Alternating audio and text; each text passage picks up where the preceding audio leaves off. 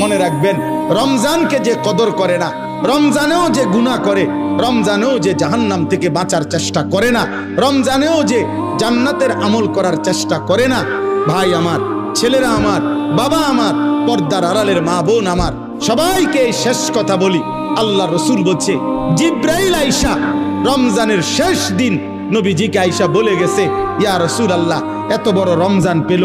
ইফতার, সাহারি, তারাবি, এতেকাফ, শবে কদর, প্রতি ঘন্টা মিনিটে এত মাফ নেওয়ার সুযোগ থাকার পরেও যেই নাফরমান জাহান্নাম থেকে বাঁচার চেষ্টা করে নাই, গুনাহ থেকে আল্লাহর কাছে মাফ নেয় নাই, জান্নাতের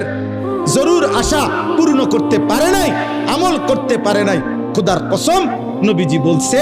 জিব্রাইল আইসা বলছে, ইয়া রাসূলুল্লাহ, এমন নাফরমানের উপরে আল্লাহর লানত, আল্লাহর লানত, লানত, লানত। নবী বলছে আমিন।